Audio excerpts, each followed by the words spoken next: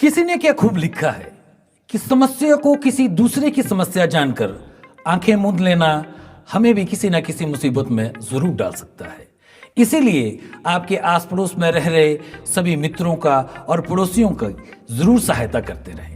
नमस्कार दोस्तों, मैं हूं आपका दोस्त राकेश शर्मा। एक बार फिर से हाजिर हूं एक नई कहानी के साथ। आज की कहानी कुछ इस तरह से है। बरसों पहले की बात है। रहमान चाचा के यहाँ एक चूहा रहा करता था। चाचा जब भी बाजार से घर की तरफ लौटते तो थैले में कुछ ना कुछ जरूर ले आते थे। इस बार चूहे की नजर पड़ी कि चाचा थैले से एक बिस्किट का पैकेट निकाल रहे थे। उसकी खुशी का ठिकाना नहीं रहा, उसके मुंह में पानी आ रहा था। लेकिन उसकी यह खुशी ज्यादा देर नहीं टिक पाई। जैसे ही चाचा ने थैले से चूहेदानी निकाली, चूहे के पैरों तले मानो जमीन ही खिसक गई हो। वो सोच रहा था अब इस घर में उसका कुछ ही समय शेष बचा है और किससे मदद की पुकार की जाए। अब ये सोच रहा था। उसकी नजर मुडेर पे बैठे कबूतर के ऊपर गई। उसने फट से कबूतर के पास पहुंचकर पूरी कहानी सुनाई और कहा, भाई मेरी मदद कर दो, चाचा चूहेदानी ले आए हैं, मेरी जान को बहुत खतरा है, तुम किसी ना किसी तरह से इस चूहेदानी को यहां से गायब कर दो।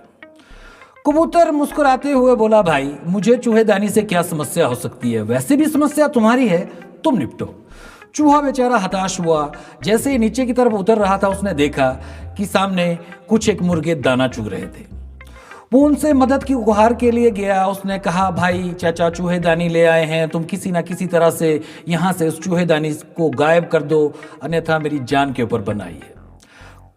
मुर्गे दाना चुगने में व्यस्त थे और उसकी कन्नी काटते हुए बोले, देख भाई अभी हमारा दाना चुगने का वक्त है, वैसे भी समस्या तुम्हारी है, तुम कल आना। चूहा फिर से हताश होकर वापिस लौटा। सामने नजर पड़ी तो बकरा था। बकरे के पास गया, पूरी कहानी सुनाई और कहा, भाई मेरी मदद कर दो, किसी ना किसी तरह से इस चूहेदानी को यहाँ से गायब कर दो, तुम मेरी सहायता कर सकते हो। तो बकरा जोर जोर से हंसने लगा और बोला, भाई चूहेदानी से मुझे क्या समस्या हो सकती है, वैसे भी मैं कोई शेर तो हूं नहीं जिसे शिकारी जाल में फांस लेगा और तुम वो जाल कुतर कर मुझे आजाद कर दोगे, वैसे भी समस्या यार तुम्हारी है, तुम निपटो। चूहा बेचारा हताश होकर बिल में वापिस लौटा। रात्रि का समय होने वाला था। चाचा का परिवार भोजन करके सोने की तैयारी कर रहा था। तो पलंग के नीचे रखी चूहेदानी से आवाज आई। तो सब यही सोच रहे थे कि चूहा लालच के मारे फंस गया है आज। चाचा की छोटी बिटिया दौड़ते हुए चूहेदानी के पास गई। जैसे उसने चूहेदानी के लिए आगे बाहर निकालने के लिए हाथ बढ़ाया तो वो जोर से चिल्लाई। सारा परिवार एकत्रित हो गया था। उस चूहेदानी में चूहा ना होके एक जहरीला सांप था जिसने उस बिटिया को डस लिया था। चाचा दौड़ते हुए पास में रहने वाले ओझा को बुला के ले आए। ओझा ने कुछ तंत्र मंत्र फूका और बिटिया की बाजू में लेप लगाते हुए बोले कि अभी ये बेटी खतरे से बाहर नहीं है, मुझे फट से किसी कबूतर को पकड़ के लाओ, उसके कंठ का मैं घोल बनाकर इस बिटिया को पिलाऊंगा, तब ये बिटिया ठीक हो जाएगी। चाचा ने आओ देखा ना ताओ मुडेर पे बैठे कबूतर को पकड़ के लाए और ओझा के हाथ में थमा दिया। ओझा ने भी फट से उस कबूतर का काम तमाम किया और उसके कंठ का घोल बनाकर उस बिटिया को पिला दिया। बिटिया अब अच्छा महसूस करने लगी थी। सब सो चुके थे। दूसरे दिन जैसे ही सभी रिश्तेदारों को पता चला तो बेटी का कुशल क्षेम पूछने के लिए सभी एकत्रित हो गए थे। चाचा भी बहुत खुश थे क्योंकि उनकी बिटिया की जान बच चुकी थी। उन्होंने सोचा क्यों ना आज सभी रिश्तेदारों को दावत दी जाए और कुछ ही क्षणों के बाद उन मुर्गों का भी काम तमाम हो गया। यह सब वो बकरा देख रहा था। उसे लग रहा था कि अब उसका भी टाइम नजदीक आने वाला है। लेकिन जैसे ही रिश्तेदार घर से बाहर गए वो बेफिक्र होकर चैन की सांस लेने लगा। लेकिन उसकी यह बेफिक्री ज्यादा समय तक नहीं रही।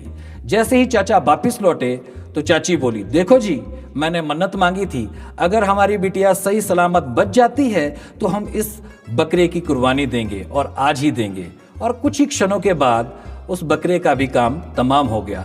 तो इस तरह से तीनों बकरे, मुर्गे और कबूतर का काम तमाम हो गया, जबकि चूहा सही सलामत अभी भी बचा हुआ था। तो कहानी से हमें यह शिक्षा मिलती है, जब भी हम किसी अपने आस पड़ोस में किसी व्यक्ति को, किसी मित्र को अगर मुसीबत में देखते हैं तो हमें जरूर उसकी सहायता करनी चाहिए, अन्यथा हम भी किसी विपदा में फंस सकते हैं। तो इसीलिए दोस्तों मैं आपसे कहता हूं कि कर कुछ ऐसा जिंदगी में लोग तुझे सलाम करें, तुम्हारे जाने के बाद भी हो तुम्हारी चर्चा, चलो कुछ ऐसा काम करें। तो दोस्तों इतनी सी थी यह कहानी। हर रविवार को मेरे YouTube चैनल पे आपको मिलेगी एक नई कहानी। तो मिलते हैं अगले रविवार को एक नई कहानी के साथ। तब तक खुश रहें, अपना ध्यान रखें, बाय बाय।